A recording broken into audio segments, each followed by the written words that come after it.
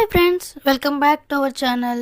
ఈసారి మళ్ళీ అరుణాచలం వీడియోస్తో వచ్చేసాను.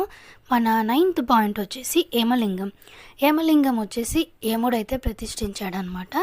ఈ లింగానికి అధిదేవుడు మంగళుడు. ఈ లింగాన్ని దర్శించుకున్నట్టయితే మనకు సడన్ యాక్సిడెంట్స్ నుంచి, డెత్ నుంచి కాపాడుతాడని అంటారు.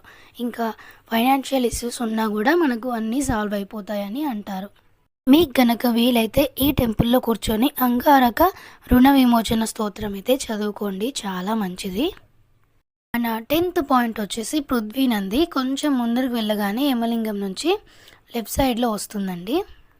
నెక్స్ట్ మన 11th పాయింట్ వచ్చేసి శ్రీ వేల్మూరి వినాయక స్వామి టెంపుల్ అనమాట.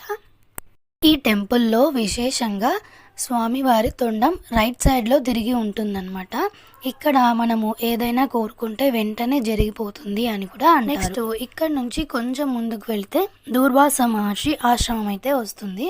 మనకి రోడ్డు పైన ఇలా చాలా సైన్ బోర్డ్స్ అయితే ఉంటాయి, గిరివనం పాత్ అని చెప్పేసి. మన 12th పాయింట్ వచ్చేసి దూర్వాస మహర్షి ఆశ్రమము.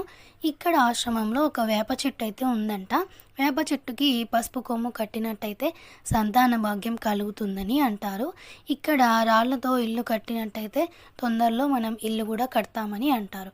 దూర్వాస ఆశ్రమము కుంతీదేవి అయితే ప్రతిష్ఠించిందంట. మేము లోపలికి అయితే వెళ్ళలేదు, బయట నుంచి దర్శనం చేసుకొని వెళ్ళిపోయినాము. ఇక్కడ నుంచి కొంచెం ముందుకు వెళ్ళినట్టయితే మనకు అప్పు నంది అయితే వస్తుంది. మన 13th పాయింట్ అదైతే నేను ఫోటో తీయలేదండి. రోడ్డుకి మనకి లెఫ్ట్ సైడ్లోనే వస్తుంది. నెక్స్ట్ మన 14th పాయింట్ సోన తీర్థం ఇంకా మరియమ్మం కోవిల్ అనే టెంపుల్ అనమాట. సోన తీర్థం అయితే రైట్ సైడ్లో వస్తుంది. మరియమ్మ కోవిల్ టెంపుల్ వచ్చేసి లెఫ్ట్ సైడ్లో చిన్న టెంపుల్ అనమాట.